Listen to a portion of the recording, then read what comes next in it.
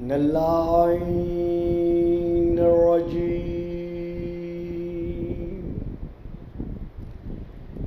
بسم الله الرحمن الرحيم. الحمد لله الذي جعل ليلة القدر خيرا من 1000 شهر. والشكر لله الذي جعلنا من أهل ليلة القدر. والصلاة والسلام على معدن فيوزات ليلة القدر محمد المبعوث صلوات.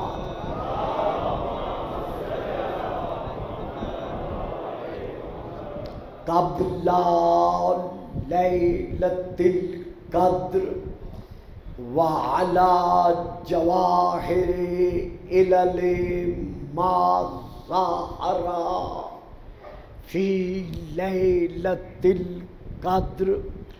ثم الصلاة على آله الذين هم محال كتاب الله المنزل في ليلة القدر.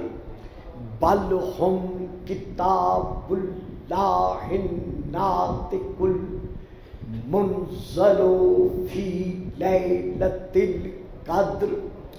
وعلى شيعتهم الذين هم أوراق كتاب الله الذي نزل في ليلة القدر لاقتباسهم المعارف من مشكات ليلة القدر. أما بعد فقد قال الله تبارك وتعالى الذي خالق ليلة القدر في كتاب القدر. وإذ أخذ الله ميثاق النبيين صلوات.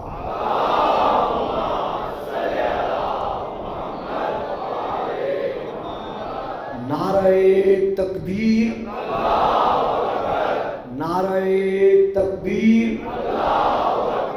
نعرہ رسالت، نعرہ رسالت، نعرہ حیدری، نعرہ حیدری. حسینیت، حسینیت، یزیدیت، یزیدیت، باواد بلند صلوات.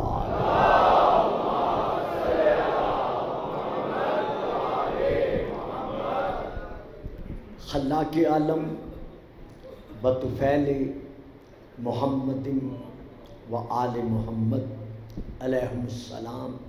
آپ سب حاضرین و حاضرات کی، مسلمین و مسلمات کی، مومنین و مومنات کی خدا نیک اور شرعی حاجات پوری فرمائے. اسی طرح اس ادارے کے بانی حضرت علامہ حجت الاسلام والمسلمین محترم برادر بزرگ، ایسی اولاد، ایسی بچے، ایسے بیٹے، ایسے سپوت مائیں روز روز پیدا نہیں کرتی.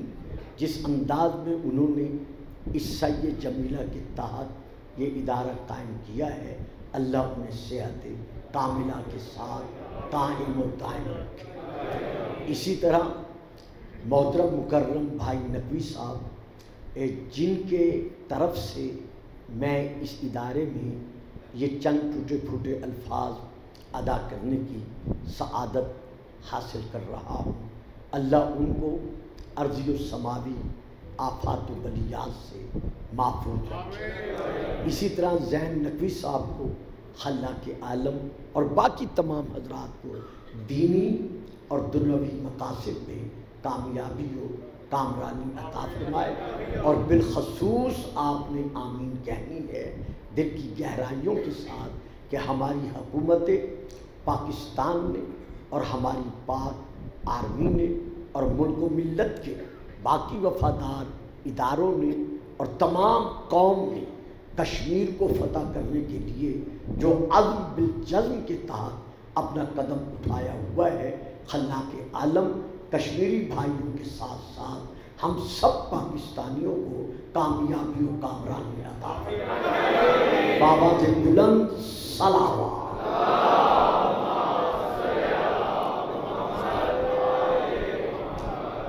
صاحبان علم و معرفت و محبت و مودت، کل کی گفتگو یہاں تک پہنچی تھی کہ ہمارے رسول پاک 1 عام الفیل 17 ربیع الاول بروز جمعۃ المبارکہ اس کی پہلی ساعات گھڑیوں میں، پہلی ساعات میں رسول پاک شیب ابی طالب میں جلوہ فکن ہوئے۔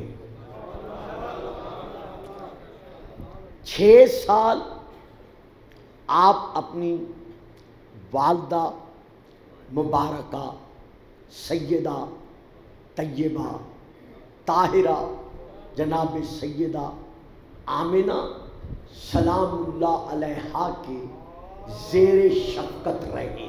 بابا دی بلند صلوات۔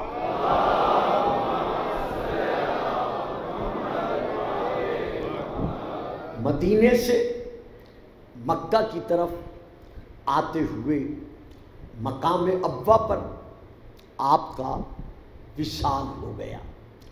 اس کے بعد آپ کے دادا حضرت سید البطحاء سید المکہ جناب حضرت عبد المطلب علیہ السلام نے اپنی مسند سرداری پر جو ہمیشہ آپ کو سردار مان کر بٹھاتے رہے،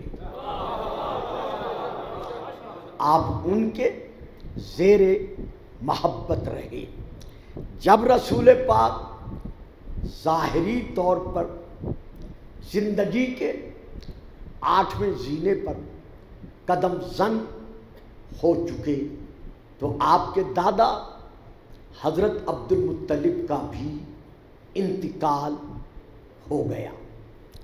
اب یہاں پر تاریخی اعتبار سے جس ذات مقدسہ نے رحمت للعالمین کے سر پر اپنی رحمت کا سایہ قائم و دائم رکھا،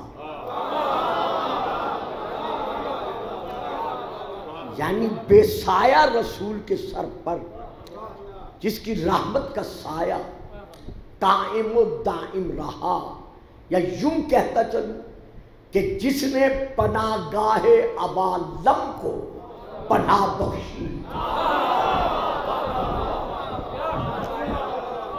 با اعتبار تاریخ اس ذات مبارکہ کا نام حضرت ابو طالب، یعنی قرآن کا فرمایا ہوا نام حضرت عمران ہے۔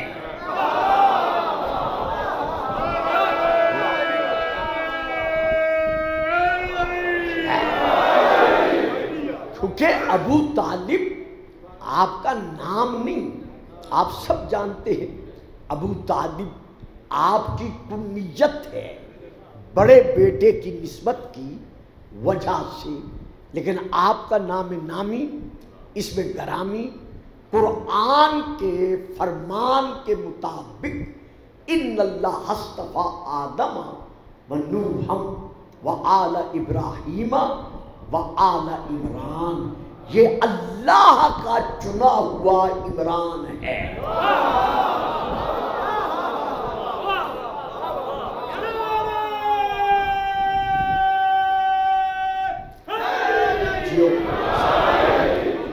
اب میں یہاں پر سورہ نمبر 4 کی، سورہ النساء کی آیت نمبر 58 کی تلاوت کر رہا ہوں۔ ارشاد خداوندی ہے، ان اللہ یامرکم ان تؤدوا الامانات الی اہلھا، کہ اللہ تمہیں باقی احکام کی طرح یہ بھی حکم دے رہا ہے کہ امانتوں کو ان کے اہل کے سپرد کرو۔ کبھی بھی امانت کو غیر اہل کے سپرد مت کرو، بلکہ ان کے اہل کے سپرد کرو۔ اب یہ ہے اللہ کا ہمارے لیے حکم۔ تو تمام مسلمانان عالم بلا تفریق مذہب و ملت اس حقیقت کو تسلیم کرتے چلے آ رہے ہیں اور کرتے رہیں گے کہ اس علی الاعلیٰ کی، اس علی العظیم کی، یعنی اللہ پاک کی اگر سب سے بڑی کوئی امانت ہے،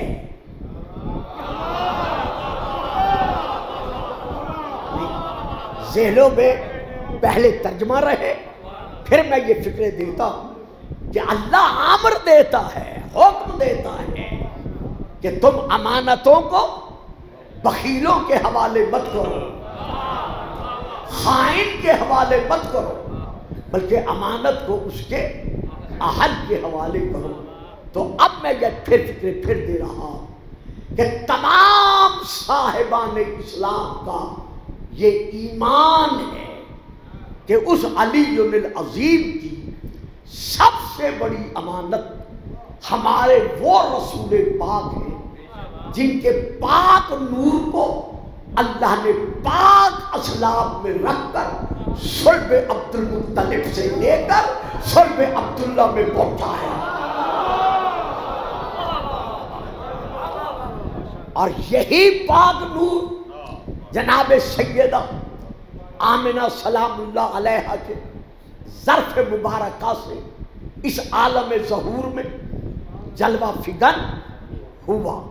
تو ہمارے رسول کا پاک نور اللہ کی سب سے بڑی امانت جب اس دنیا میں آئی تو آپ کا ظہور بھی پاک، آپ کا نور بھی پاک، آپ کا وجود بھی پاک، آپ پر درود بھی پاک۔ درود پڑھی۔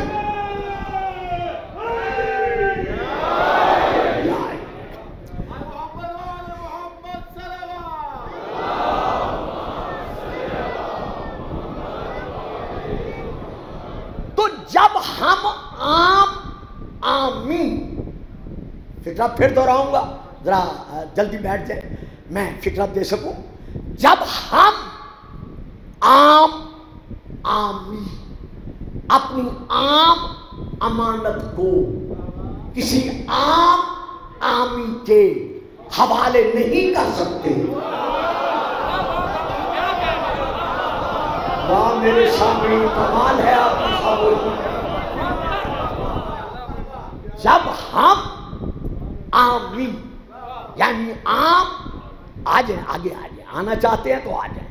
جب ہم عام آمین اپنی عام امانت کو عوام میں سے کسی عام کے حوالے نہیں کر سکتے، تو پھر اللہ اپنی محمد جیسی امانت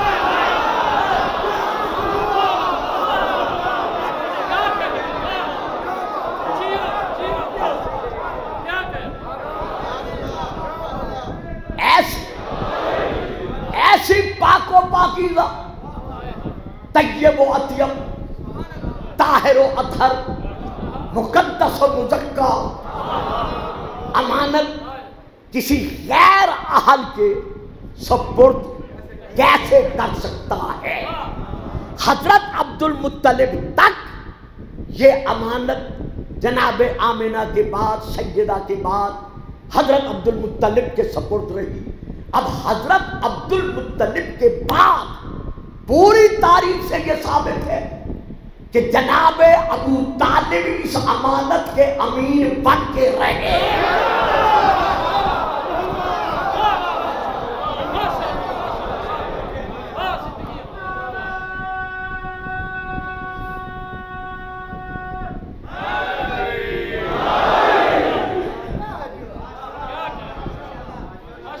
وہ حضرات جو کسی نہ کسی پہلو کے اعتبار سے حضرت ابو طالب علیہ السلام کے لیے کچھ نہ کچھ منفی خیالات کا اظہار کرتے رہتے ہیں، میری ان کی خدمت میں گزارش ہے، میری ان کی خدمت میں عرض ہے کہ جب ہم اپنی امانت غیر اہل کو نہیں دے سکتے،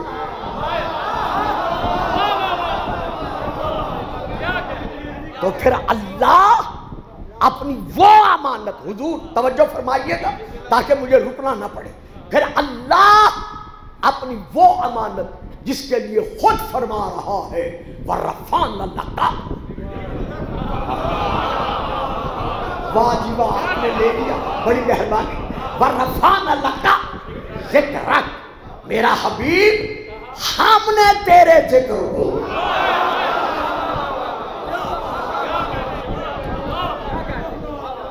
ہم نے تیرے ذکر کو بلندی بخشی، تو میرے رسول کا ذکر وہ ذکر جو زمینوں اور آسمانوں کی بلندیوں سے بلند ہے، عرش، لوح، کرسی، قلم ان سے بلند ہے، حتیٰ کہ مقام کعبہ حسین اودنا سے بھی بلند ہے۔ فکرہ دے رہا ہوں عاشقان رسول کے سامنے، بڑی توجہ چاہتا ہوں، جہاں انبیاء کا تصور نہ پہنچا وہاں میرے نبی کی نہ ہے۔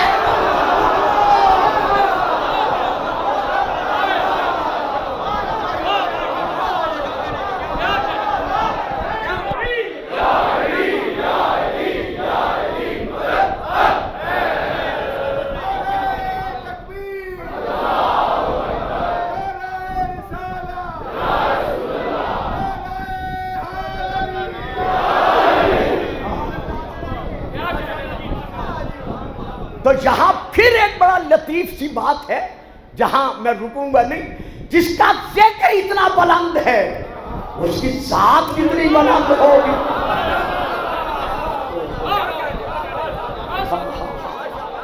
نہیں عاشقان رسول مجھے پھر رکنا پڑ گیا، جس کا ذکر اتنا بلند ہے اس کی پھر اپنی ذات کتنی بلند ہوگی، اور جس کی ذات کی بلندی سمجھ میں نہیں آ سکتی اس کا پالنے والا کتنا بلند۔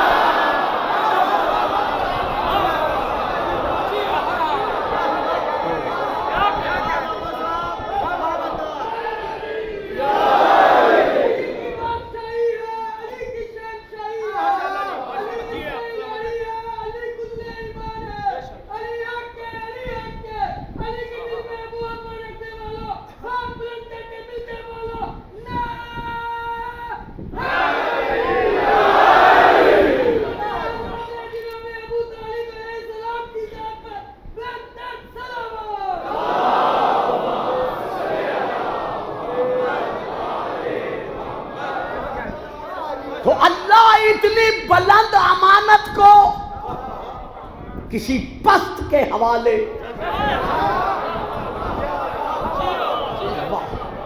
اتنی بلند امانت کو کسی پست کے حوالے اللہ کیسے کر سکتا ہے؟ لو میں ایک اور آیت پڑھ دیتا ہوں، وَلِلَّهِ الْعِزَّةُ وَلِلرَّسُولِ، کل کی کل عزت اللہ کے لیے ہے اور اللہ کے رسول کے لیے ہے۔ اب ہم کیسے سمجھیں کہ ہر عزت جو رسول کے لیے ہے اس کی ہم تشریح کیسے کریں، تفسیر کیسے کریں، الفاظ کہاں سے لائیں؟ نہیں، الفاظ نہیں لا سکتا، صرف اشارہ کر سکتا ہوں کہ کائنات کی ہر عزت کی عزت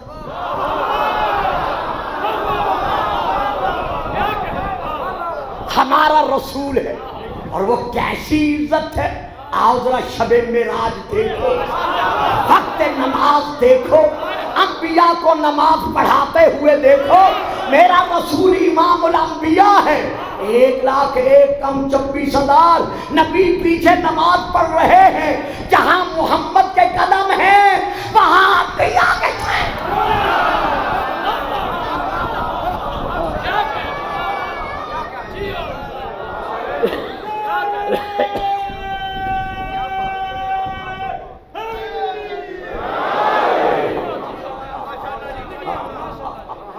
توجہ جیو۔ اچھا، اللہ صلی علی محمد و آل محمد۔ بڑا پیارا فکرہ زبان پر آ گیا ہے، شاید آپ ساتھ دیں گے یا نہیں دیں گے مجھے پتہ نہیں ہے، لیکن غلامی مصطفیٰ کے صدقے میں زبان پہ فکرہ آ گیا ہے، میں اسے پلٹانا نہیں چاہتا۔ جس طرح مسجد الحرام میں نمازی نماز پڑھتے وقت جب سجدے میں جاتا ہے تو پہلے بھی نگاہ بیت اللہ پر پڑتی ہے، جب سر اٹھاتا ہے پھر بھی نگاہ بیت اللہ پہ پڑتی ہے۔ اسی طرح شب معراج انبیاء نماز پڑھ رہے ہیں میرے نبی کے پیچھے، جب سجدے میں جاتے ہیں پہلے بھی محمد کو دیکھتے ہیں، جب سر اٹھاتے ہیں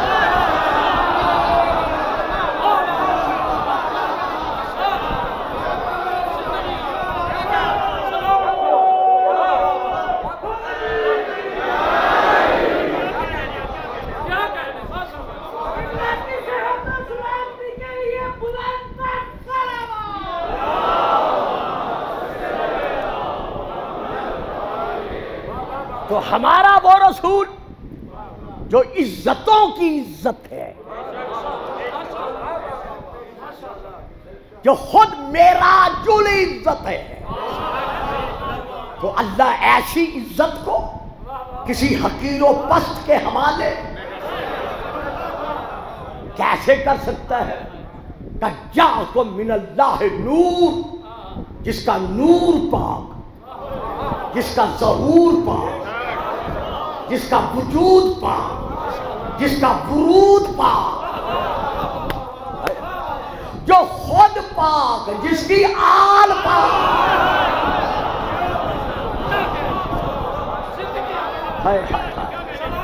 بھئی آپ طلبہ پیچھے بیٹھ گئے ہیں، آؤ اٹھو، سامنے آؤ، آؤ سامنے۔ یہ کیا آپ دیوار سے لگ کے بیٹھ گئے ہیں؟ ادھر آؤ، سامنے آؤ۔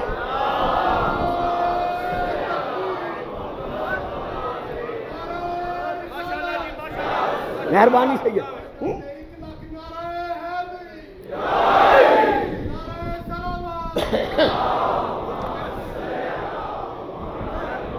تو اب اللہ کا فیصلہ ہے، انما المشرکون نجس، یہ تو واضح اعلان ہے کہ مشرک نجس ہے، ناپاک ہے۔ جب ہمیں حکم دیتا ہے کہ امانتیں ان کے اہل کے حوالے کرو، تو پھر ایسی پاک و پاکیزہ امانت اللہ کسی مشرک اور کافر کے حوالے کیسے کر سکتا ہے؟ رسول کا ابو طالب کے سائے میں رہنا ہی اس بات کی دلیل ہے کہ ابو طالب اللہ کی طرف سے محمد کی پرورش کے لیے چنا ہوا تھا۔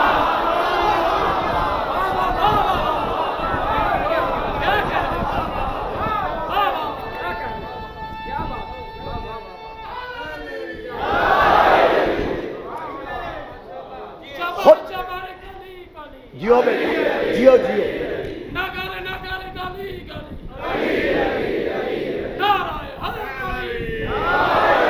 خود اللہ نے اس امانت کے لیے ہمارے رسول کو، ہمارے رسول جیسی امانت کے لیے حضرت ابو طالب کو منتخب کر لیا تھا۔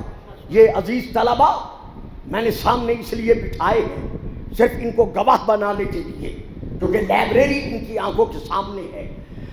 کوئی مسلمان مولانا، علامہ، خطیب، ادیب، واعظ کسی تاریخ سے، شیعہ اور غیر شیعہ تاریخ سے یہ ثابت نہیں کر سکتا کہ ابو طالب نے عبد المطلب سے کہا ہو کہ مجھے محمد کا سرپرست بنا دے.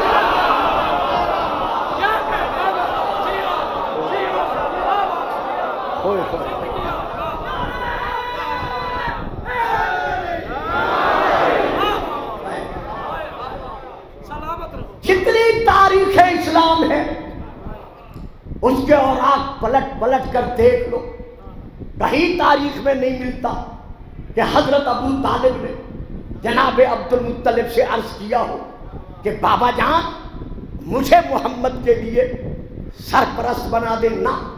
نہیں کہا، اللہ نے خود بنایا.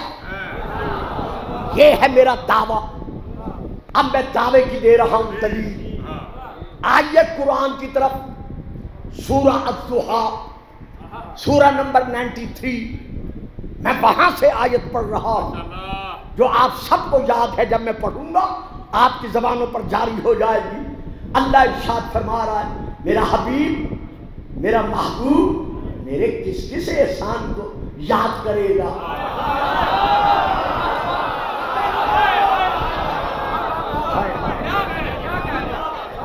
میرے مطلوب، میرے مقصود، میرے حبیب، میرے قریب مجھ اللہ کے کس کس احسان کو یاد کرے گا.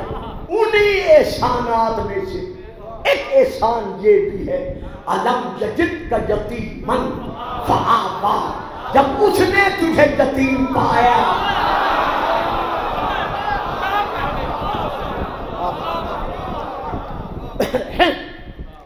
اے در یتیم، اے اصل الف لام میم. نہیں جلدی نہیں کروں گا، نہیں کروں گا، جو سامنے بیٹھے ہیں میرا فکرہ دے.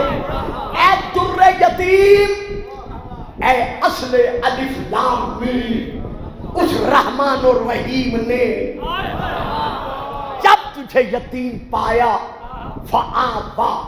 اب فا یہ بچے جانتے ہیں، صاحبان علم ہے، بچے سبقت لسانی سے نکل گیا، یہ جانتے ہیں کہ عربی کا قاعدہ ہے کہ جب عربی عبارت کے درمیان فا آ جائے تو وہ معنی دیتا ہے فوراً کا، اسی وقت کا.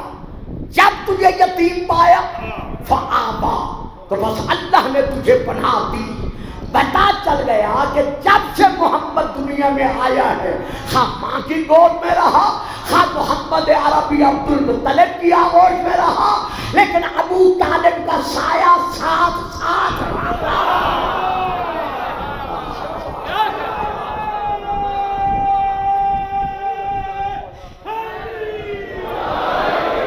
درود پڑھیے گا، صلوات.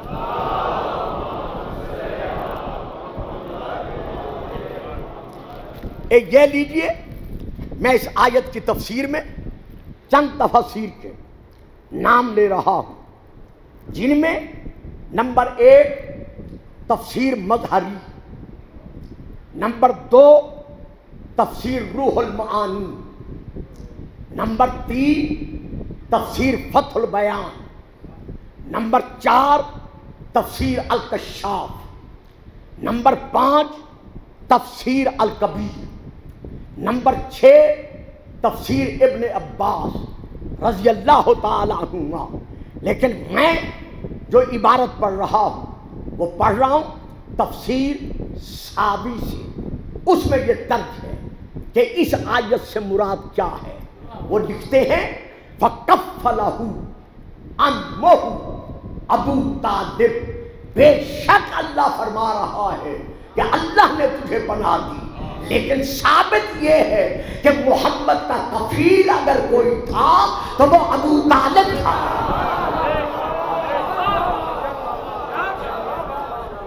ابو طالب نے رسول کو پروان چڑھایا. آگے بڑا اچھا فکرہ انہوں نے لکھا ہے تفسیر ساوی والوں نے، لِأَنَّهُ كَانَ شَقِيقَ أَبِي، رسول پاک کا اگر کوئی حقیقی چچا تھا یعنی حضرت عبداللہ کا اگر یک مادر یک پدر کوئی حقیقی بھائی تھا تمام چچاؤں میں سے تو وہ صرف اور صرف حضرت ابو طالب تھے. اور ایک نام اور بھی تاریخ میں آیا ہے تو لکھتے ہیں چونکہ یہ حقیقی چچا تھا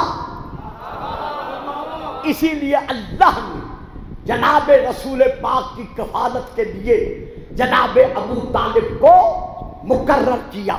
یہ ہے ایک حوالہ. دوسرا حوالہ تفسیر غرائب القرآن، میں وہاں سے لے کے پڑھ رہا ہوں. فَكَفَّلَ ابو طالب رسول اللہ، رسول پاک کی کسی نے اگر کفالت کی ہے تو وہ کوئی غیر نہیں ہے بلکہ وہ صرف اور صرف ابو طالب ہے. اب پھر انہوں نے بڑی اچھی بات لکھی ہے، میں بھی آپ بھی ہم سب یہی پڑھتے رہتے ہیں کہ حضرت بی بی سیدہ خدیجۃ الکبریٰ علیہ السلام کے نکاح کے وقت تک، دیکھیں آج باتیں ذرا تھوڑی سی عام باتوں سے ہٹ کر ہوں گی. حضرت بی بی سیدہ ام المومنین خدیجۃ الکبریٰ سلام اللہ علیہا کے نکاح تک حضرت ابو طالب رسول پاک کے کفیل بن کر رہے. یہ لکھتے ہیں غلط ہے، بالکل غلط ہے. ان کے نکاح تک کفیل بن کر نہیں رہے بلکہ کب تک رہے؟ اِلیٰ ان ابعثہ اللہ للرسالہ، جب تک رسول کو اللہ نے مبعوث برسالت نہیں کیا اس وقت تک ابو طالب کفیل بن کے رہا.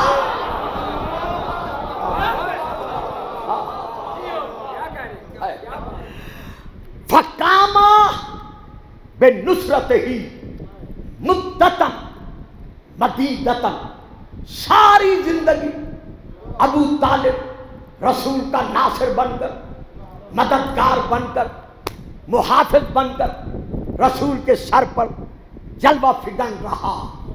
دو تفسیریں. تیسری تفسیر معالم التنزیل، اس میں یہ درج ہے علم یجد کا یتیمن صغیرن فقیرن حین ماتا ابوا کا. اے میرے محبوب آپ در یتیم تھے، ظاہراً آپ کم سن تھے، ظاہراً آپ کے پاس کوئی مال بھی نہیں تھا. جب آپ کے والدین کا وصال ہوا انہوں نے آپ کے لیے نہ کوئی مال چھوڑا اور نہ کوئی پناہ گاہ چھوڑی، بس ہم نے آپ کو پناہ دی اور آپ کے چچا ابو طالب کو آپ کی پناہ گاہ بنایا، حتیٰ کہ انہوں نے ساری زندگی آپ کی بہترین پرورش کی، یعنی اپنے دسترخوان پر آپ کے مبعوث ہونے تک ابو طالب آپ کو پالتا رہا. اب میں کچھ نہیں کہتا لیکن ایک فکرہ تو آپ مجھے کہنے دیں گے نا کہ جو موسیٰ ہمارے نبی کا امتی ہے جب وہ کسی کافرہ عورت کا دودھ پینا گوارا نہیں کرتا،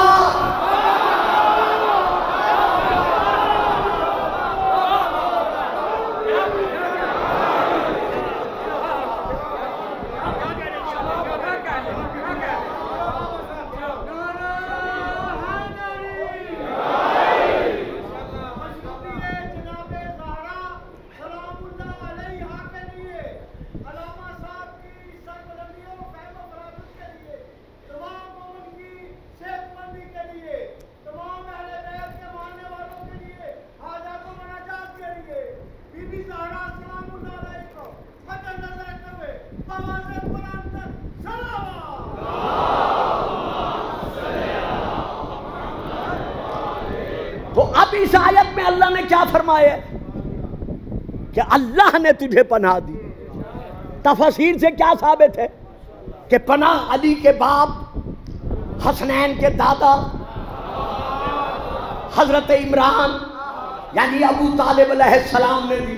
تو اب ذرا سوچئے گا اب ذرا نتیجہ گیری کیجئے گا، اب ذرا ذہن کو آگے بڑھائیے گا۔ ماشاءاللہ آپ سب جانتے ہیں، میں سب سے گزارش کر رہا ہوں جو جہاں ہیں یا نہیں ہیں، جہاں جہاں میری تقریر سنی جا رہی ہے، اللہ نے رسول سے کہا کہ میں نے تجھے پناہ دی۔ تفسیریں کہتی ہیں پناہ دینے والا ابو طالب ہے، تو فعل ابو طالب کیا بنا؟ فعل خدا بنا۔ تو یا تو قرآن سے دکھاؤ کہ اللہ نے کسی کافر کے فعل کو اپنا فعل کہا ہو۔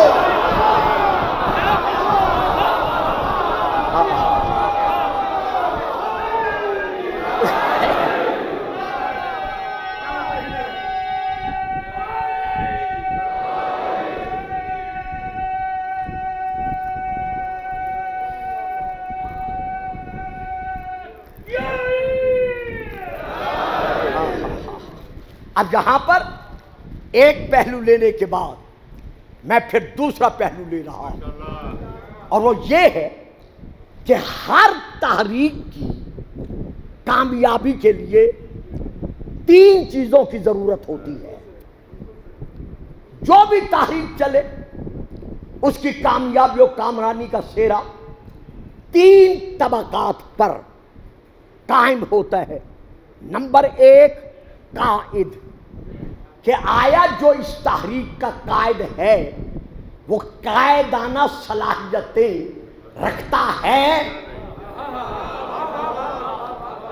میں نے کہا تھا نا تھوڑا سا ہٹ کے آج تقریر ہوگی۔ قائدانہ صلاحیتیں رکھتا ہے یا منافقانہ روش پر قائم ہے؟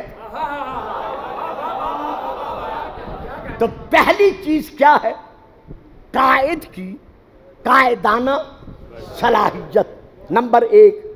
نمبر دو، ایسے دولت مند ساتھیوں کا مخلصانہ انداز میں اس قائد کا تحریک کے لیے ساتھ دینا جس سے وہ ریٹرن کا مطالبہ نہ کرے۔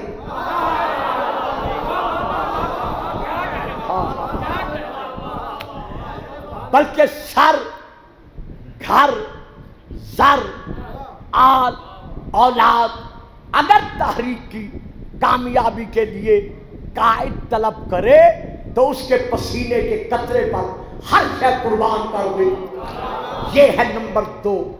اور نمبر تین، ایسے مددگار، ایسے ناصر، ایسے محافظ چاہیے جو بڑے سے بڑے معرکہ پرخطر میں خود کود پڑے لیکن قائد کے پسینے پر بھی آنچ نہ آنے۔ تو ہر تحریک کی کامیابی کی ضمانت یہ تین طبقے ہوتے ہیں۔ اب آؤ میرے بزرگوں، میرے بھائیوں، قائدانہ صلاحیت کے متعلق پھر پڑھو قرآن۔ اللہ ارشاد فرما رہا ہے لَقَدْ مَنَّ اللَّهُ عَلَى الْمُؤْمِنِينَ إِذْ بَعَثَ فِي أَنفُسِهِمْ رَسُولًا يَتْلُو آيَاتِهِ وَيُزَكِّيهِمْ وَيُعَلِّمُهُمُ الْكِتَابَ وَالْحِكْمَةَ۔ اللہ نے احسان کیا ہے مسلمانوں پر رسول بھیج کر، یعنی ایسا قائد ہے لَقَدْ مَنَّ اللَّهُ کہ اللہ احسان جتا رہا ہے کہ یہ قائد تمہیں میں نے وہ قائد بخشا ہے جو صرف تمہارا قائد نہیں بلکہ ہر نبی کا قائد ہے، ہر ولی کا قائد ہے، یہ تم پر احسان ہے، یہ ہے ہمارا قائد۔ اب تحریک کی کامیابی کے لیے دوسری کی شے کی ضرورت ہوتی ہے، دولت مند ساتھی کی دولت کی ضرورت ہوتی ہے۔ تو اب رسول کو دولت مند ساتھی اللہ نے کیسا بخشا؟ خود دولت دینے والا اس کی دولت کا قصیدہ پڑھ رہا ہے۔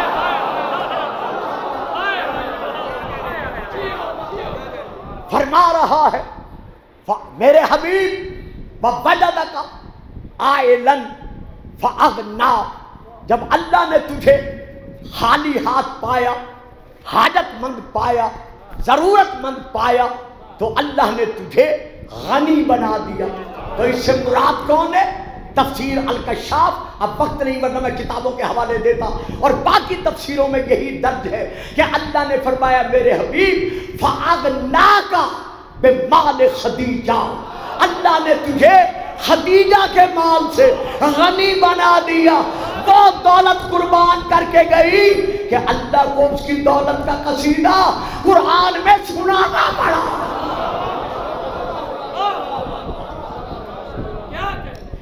یہ ہیں دو طبقے۔ اب آئیے تیسرے طبقے پر، ناصر پر، مددگار پر، یاور پر۔ جب اس طبقے پر آئیں گے تو لیجئے، تمام کتب میں یہ واقعہ درج ہے جو میں اب پڑھ رہا ہوں اشارتاً۔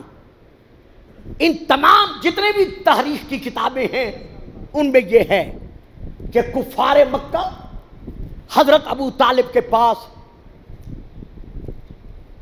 عمارہ بن ولید کو لے آئے کہ لو ابو طالب یہ ہمارے عرب کے نوجوانوں میں سے، مکہ کے نوجوانوں میں سے بڑا خوبصورت اور بڑا مضبوط نوجوان ہے، یہ تم ہم سے لے لو اور اپنا محمد ہمیں دے دو تاکہ ہم اسے اپنے راہ سے ہٹا کر ہمیشہ ہمیشہ کے لیے پیدا ہونے والے فساد کو ختم کر دیں۔ اب یہ ہے وہ مددگار، اکیلا ہے، تنہا ہے، پورا سامنا کفار کا جتھا ہے، سر اٹھا کر کہتا ہے رب اکبر کی قسم تم نے میرے حق میں انصاف نہیں کیا، تمہارا بیٹا لے کر میں اسے پالوں، پروان چڑھاؤں، اور اپنا بیٹا میں تمہیں اس لیے دے دوں کہ تم اس کو قتل کر کے اپنی حسد کی آگ بجھا سکو؟ نہیں، ایسا ہرگز نہیں ہو سکتا۔ یہ کہا اور یکدم رسول پر نظر پڑی کہ دیکھا رسول کا چہرہ ذرا اترا ہوا ہے، اترا ہوا چہرہ جناب ابو طالب سے دیکھا نہ گیا۔ دیکھ کر کہتے ہیں بیٹا محمد، میں ابو طالب قسم کھا کر کہتا ہوں کہ اس وقت تک یہ سارے عرب مل کر تیرا ایک بال بھی بیگا نہیں کر سکتے، حتی وصلا فی التراب دفینا، جب تک میں زمین میں دفن نہیں ہوگا۔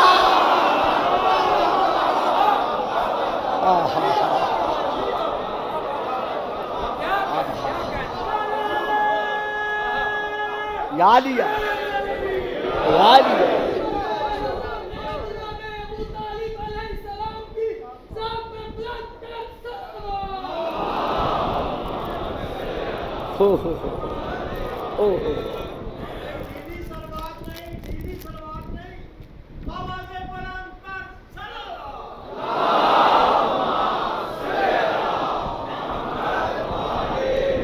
اچھا جی، پھر شعر مکمل پڑھتا ہوں۔ پہلے ایک مصرع پڑھا ہے، آپ نے صلوات پڑھائی ہے تو شعر مکمل پڑھا ہے۔ او اللہ لا یصلوا الیک بجمعہم، اللہ کی قسم سامنے کافر ہیں، بت پرست ہیں، لات و منات کے پجاری ہیں، یہ اللہ کی قسم کھا رہا ہے۔ ہائے ہائے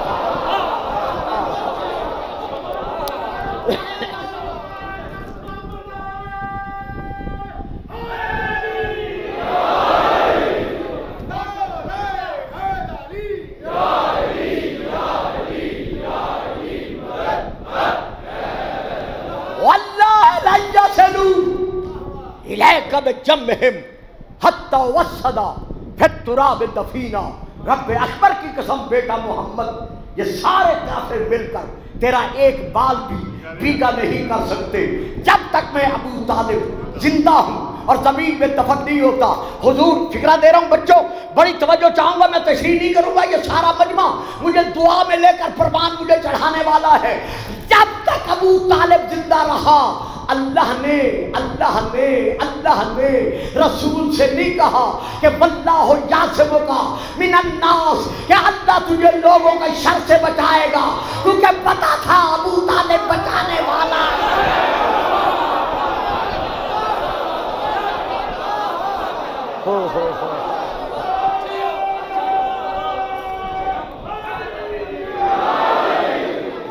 آہا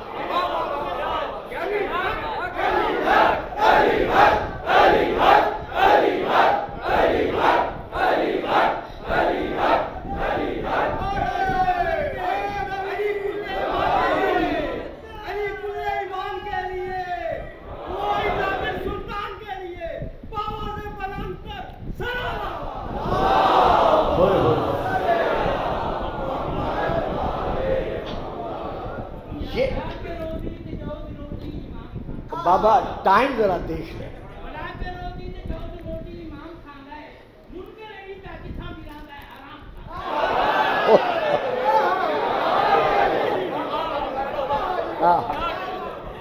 یہ اشعار جو ہیں دیوان ابی طالب میں موجود ہیں، لیکن میری مجبوری ہے میں اس وقت باقی شعر نہیں پڑھ سکتا. ان میں ایک شعر جو ہے وہ میں ضرور پڑھنا چاہتا ہوں. وہ رسول پاک کی طرف آپ دیکھ کر کہتے ہیں کہ بیٹا محمد وَدَعَوْتَنِي وَعَلِمْتُ أَنَّكَ صَادِقٌ وَدَعَوْتَنِي وَعَلِمْتُ أَنَّكَ صَادِقٌ وَلَقَدْ صَدَقْتَ وَكُنْتَ ثُمَّ أَمِينًا. مجھے تم نے دعوت دی ہے دین اسلام کی طرف، میں کیسے رد کروں جبکہ میں جانتا ہوں کہ تو صادق بھی ہے اور امین بھی ہے.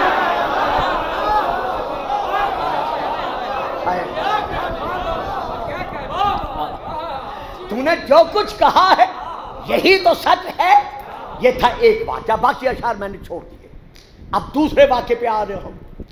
شرح نہج البلاغہ علامہ ابن ابی الحدید کی، جلد نمبر 3 صفحہ نمبر 14 عربی میں وہاں سے لے کر پڑھ رہا ہوں.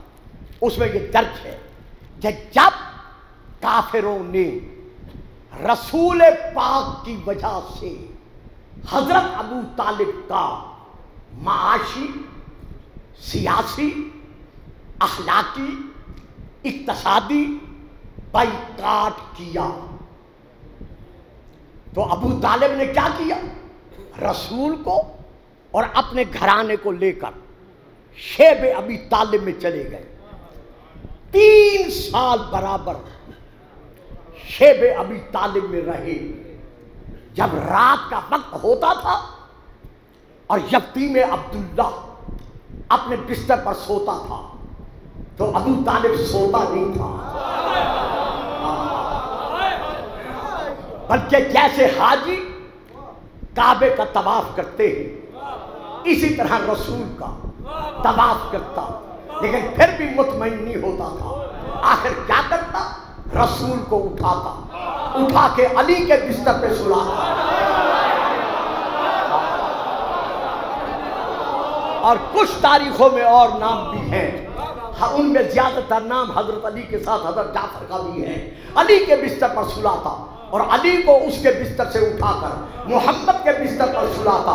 پھر آسمان کی طرف دیکھ کر کہتا یا اللہ اب اگر کافر رات کو حملہ کریں تو ابو طالب مطمئن ہے میرا بیٹا کام آئے گا، تیری امانت بچ جائے.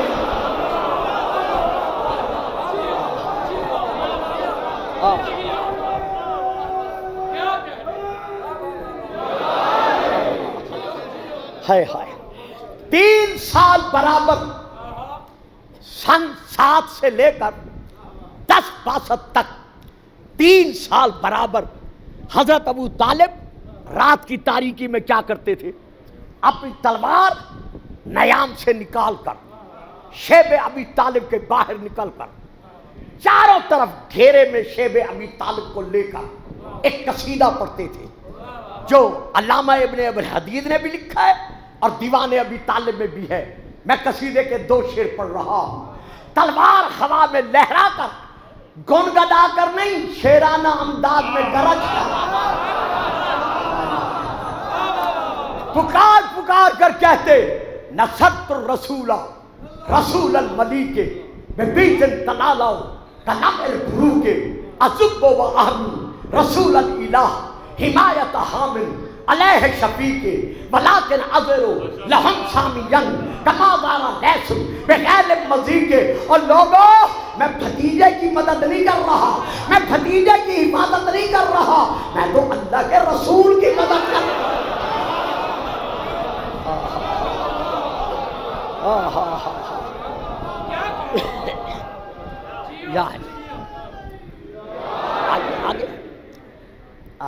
نصرت الرسول رسول الملیک، میں مالک کے رسول کی مدد کر رہا ہوں. اور یہ چمکتی ہوئی تلوار ہاتھ میں لے کر میں دنیا کو بتا رہا ہوں کہ میں ابو طالب محمد کا محافظ نہیں بلکہ رسول کا محافظ. ہائے ہائے ہائے ہائے. اب چونکہ وقت نہیں رہا میں آگے نہیں بڑھ سکتا. میں بس علامہ ابن ابی الحدید کا ایک فکرہ دے کر سید یہ سبحان اچھا نہیں آئندہ یاد ذرا خیال. جناب ابو طالب کے متعلق علامہ ابن ابی الحدید نے ایک فکرہ لکھا ہے. ہاں بیٹا تسلی سے، کوئی جلدی نہیں ہے. شاباش.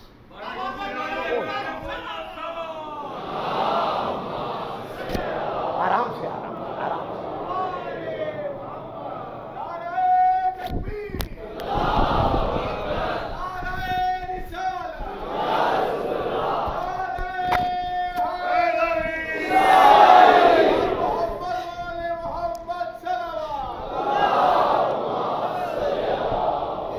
ہائے ہائے ہائے. رئیس المحققین رئیس المؤرخین جناب علامہ حجت الاسلام محمد حسین اکبر صاحب تشریف فرما ہے.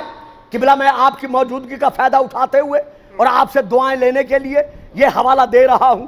شرح نہج البلاغہ ابن ابی الحدید کی جلد نمبر 3 صفحہ نمبر 14 میں وہاں سے لے کر یہ پڑھ رہا ہوں. اس میں انہوں نے حضرت ابو طالب کے متعلق لکھا ہے وَلَوْلَا أَبُو طَالِبٍ فَابْنُهُ لَمَا مَثَلَ الدِّينُ شَخْصًا وَقَامًا لَمَا مَثَلَ الدِّينُ شَخْصًا وَقَامًا.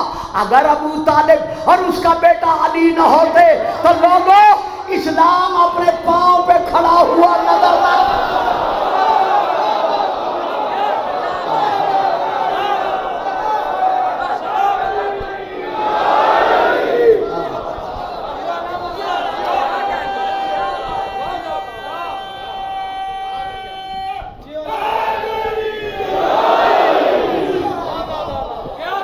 اگر محسوس نہ کریں تو آج ایک ایسا تاریخی نعرہ بلند کریں کہ مولا کی آمد تک یہ حال کی اینٹ اینٹ گواہی دیتی رہے. ہاں جلدی سے.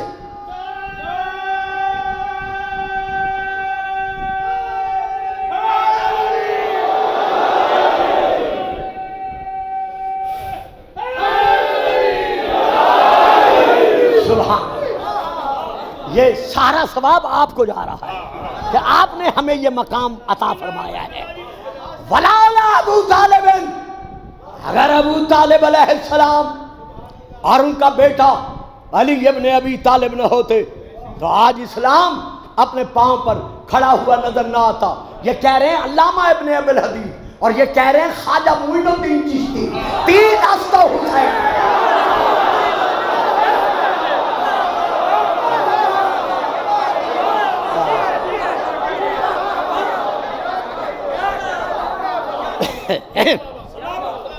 تین ہست حسین، تین پناہ ہست حسین. یہ ہے اولاد ابو طالب جس کی قربانیوں نے تا قیام قیامت اسلام کو دوام بخشا، قائم و دائم رکھا. کچھ تاریخی اختلاف کے مطابق سن 6 ہجری یا 7 ہجری 5 شعبان کائنات کی چھوٹی بطول. واہ بھائی واہ واہ، سلامت رہو آباد رہو. بڑے سکون سے 5-10 منٹ مسائل پڑھوں گا. سن 6 ہجری زیادہ تر یہی ہے، لیکن چونکہ اختلاف ہے، مدرسے میں پڑھ رہا ہوں، سنٹر میں پڑھ رہا ہوں، اس لیے باتیں دونوں دینی پڑتی ہیں. تو سن 7 ہجری 5 شعبان کائنات کی چھوٹی بطول بڑی بطول کی گود کی زینت بنی.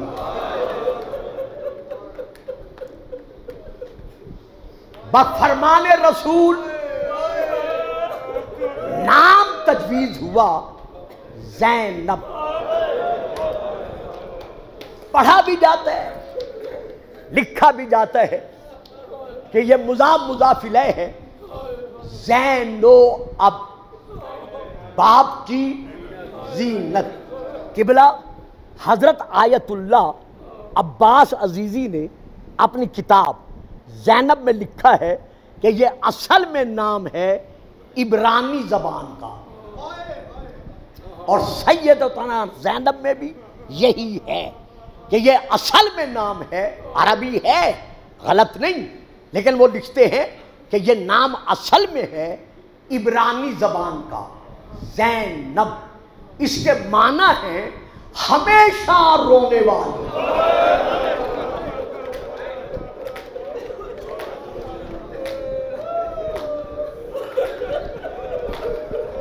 جب سے دنیا میں آئی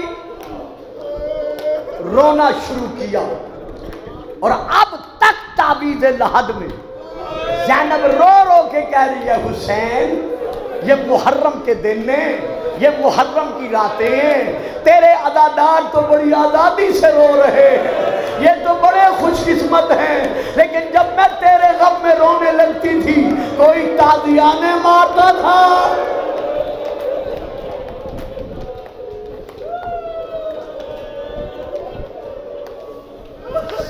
سن 17 ہجری میں حضرت علی علیہ السلام نے اپنے بھتیجے حضرت عبداللہ بن جعفر طیار کے ساتھ سیدہ کا خطبہ نکاح پڑھا. جناب عبداللہ بن جعفر طیار نے سر جھکا کر ہاتھ باندھ کر عرض کیا مولا شرعی طور پر بھی رواجن بھی ہمیشہ حق المہر طلب کیا جاتا ہے، اگر آپ اپنی شہزادی کے لیے کچھ حق المہر طلب کریں تو میں آپ کا غلام حاضر ہوں. واہ بھائی واہ، واہ بھائی واہ، سلامت رہو آباد رہو. میرے پڑھے بغیر آپ نے فکرے لے لیے. مولا اگر آپ اپنی شہزادی کا حق المہر طلب کریں تو میں آپ کا غلام حاضر ہوں. بجائے جواب دینے کے نہ رونے والا علی رو پڑا. جب علی روئے جناب عبداللہ نے ہاتھ باندھ کر عرض کیا مولا اگر مجھ سے کوئی گستاخی ہو گئی ہے تو مجھے معاف کر دو، میں نے تو زمانے اور شریعت کے مطابق عرض کیا ہے. علی رو کر فرماتے عبداللہ وعدہ کر جو زینب کے لیے میں حق المہر مانگوں تو مجھے دے گا. مولا کے قدموں کی طرف دیکھ کر کہتے ہیں مولا جو کچھ اللہ نے مجھے بخشا ہے یہ آپ کے پاؤں کی خیرات ہے، جو آپ مانگیں گے میں حاضر ہوں. کہا مجھے اس میں سے کچھ نہیں چاہیے، میں بیٹی کا وہ حق المہر مانگتا ہوں جو آدم سے لے کر اس وقت تک کسی باپ نے اپنی بیٹی کے حق المہر میں نہیں مانگا. جناب عبداللہ ہاتھ باندھ کر کہتے ہیں مولا حکم. فرمایا اس کا حق المہر اتنا ہے کہ سن 60 ہجری 28 رجب کی رات میرا حسین مدینہ چھوڑ کر کربلا جائے گا. جب یہ جانے کی اجازت مانگنے آئے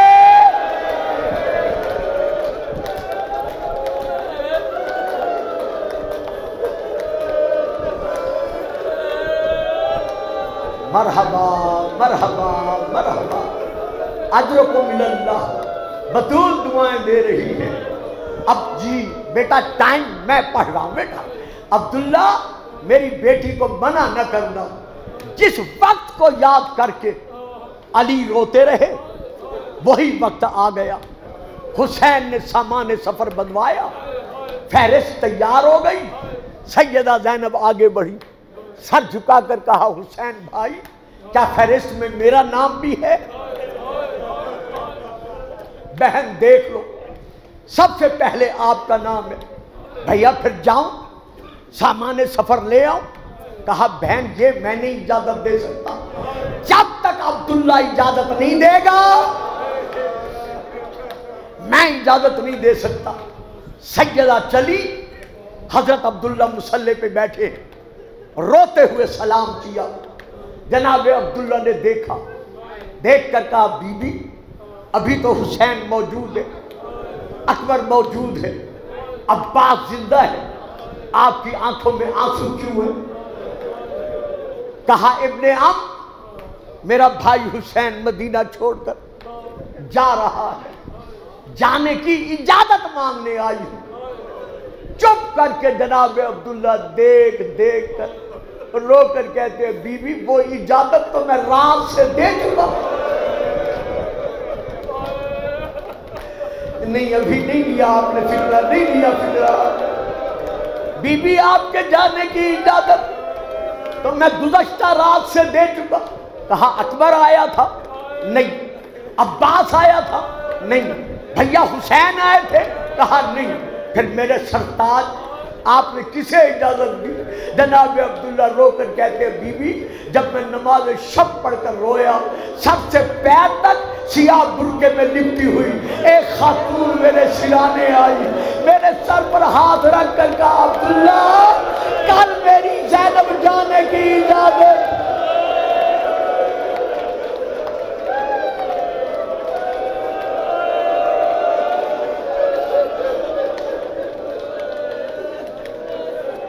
مانگنے آئے گی، میری زینب کو منع نہ کرنا، بی بی جا سکتی ہو، یہ میرا بھرا گھر ہے، جو چیز پسند آئے اٹھا کر لے جاؤ۔ بی بی اندر گئی، بکسہ کھولا، 2 چادریں نکالی، جب چادریں نکال کر باہر آئیں جناب عبداللہ بہت روئے، کہا مولا چادریں میں نے لی ہیں میرے سرتاج، اس پر بھی رو رہے ہو، واپس رکھ دوں؟ جناب عبداللہ دھاڑے مار کر روئے، کہا بی بی دعا ہے چادریں بچ جائیں۔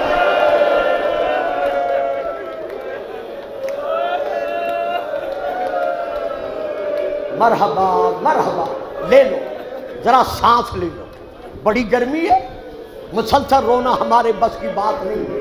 وہ سید سجاد روتا رہا، قافلہ چلا گیا، مکے پہنچ گیا، مکے سے روانہ ہوا۔ یہاں پھر 2 روایتیں ہیں، ایک ہے مکہ سے 1 منزل باہر، ایک ہے 2 منزل باہر۔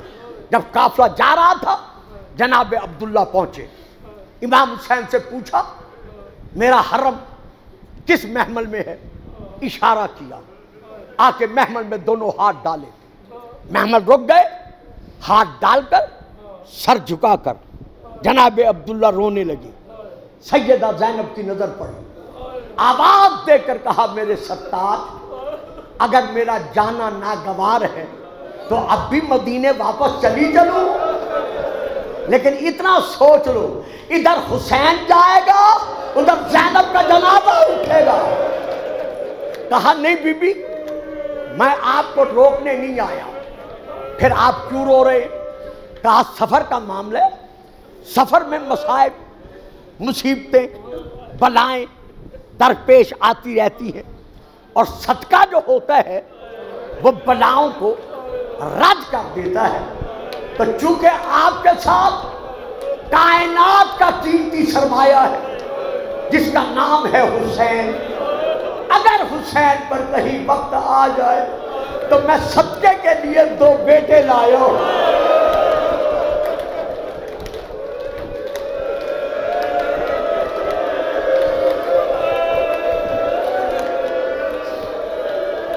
ہے حسین ہے حسین ہے حسین، عزاداروں پہ ہاتھ باندھ کر کہتا ہوں بے شک اگر کسی کو رونا نہیں آتا رونے والے کی شکل بنا لو، بطول کو یہ بھی معلوم میں صدقہ لایا ہوں، ایک کا نام عون ہے ایک کا نام محمد ہے، اگر حسین پر وقت آئے ایک اپنی طرف سے دے دینا ایک میری طرف سے دے دینا۔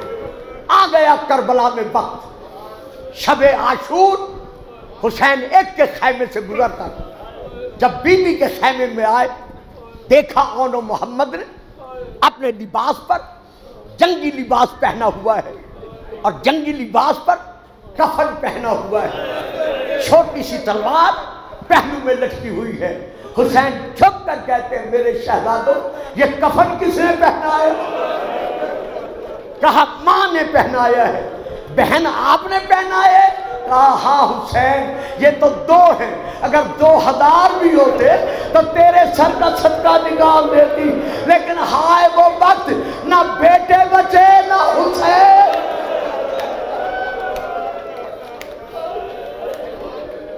یوم عاشور آ گیا، شہزادوں کو اجازت ملی، بس آخری کلمات، سارا مضمون میں نہیں پڑھ سکتا۔ بیویوں کو، شہزادیوں کو، بچوں کو، پورے خیمہ گاہ کو سلام کر کے جعفر طیار کے پوتے، ایک 9 سال کا، ایک 8 یا 10 سال کا، میدان میں پہنچے۔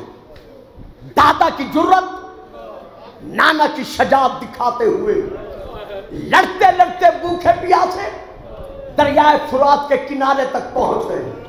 جب بی بی کو پتہ چلا میرے بیٹے دریا کے کنارے پر پہنچ گئے ہیں، دروازے سے آواز دے کر کہا اور محمد خبردار پانی نہ پینا۔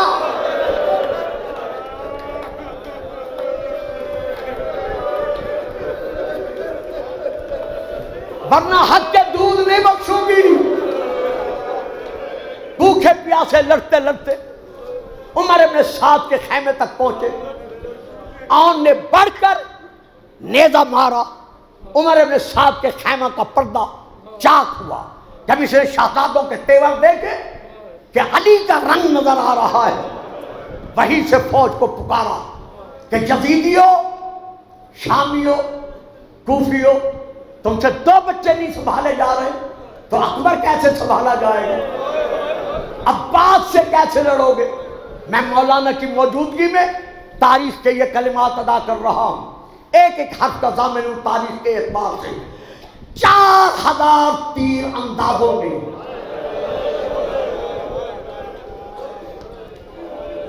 پیاسے شہزادوں کو گھیرے میں لیا، چاروں طرف سے تیر برسے۔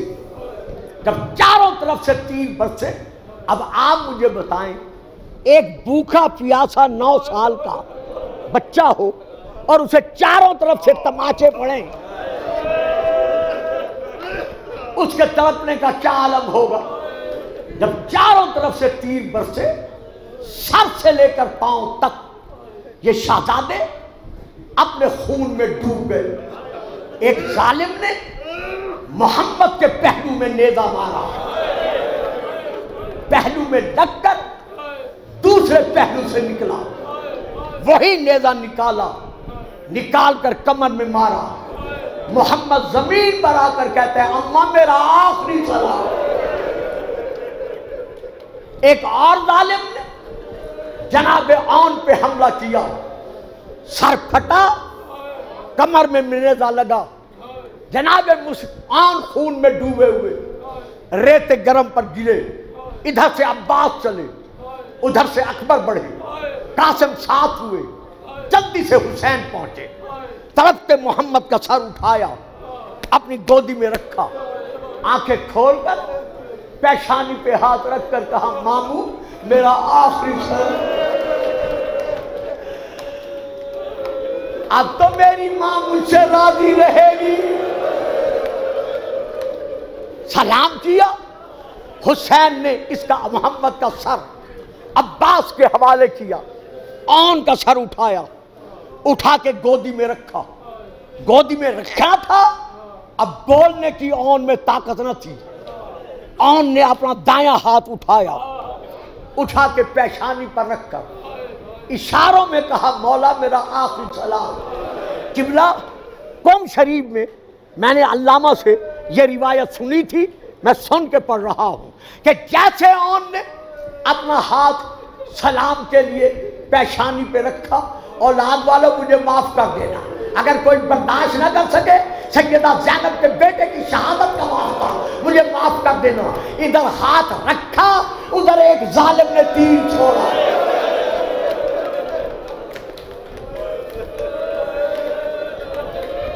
ان کے ہاتھ سے تیر نکل کر تیر پیشانی میں پیوست ہو گیا.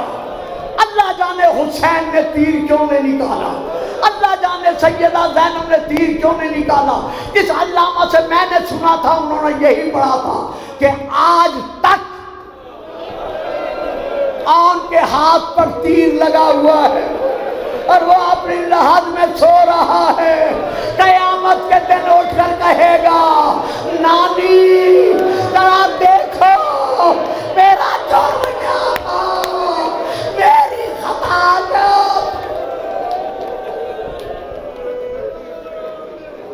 الا لعنت اللہ علی القوم الظالمین.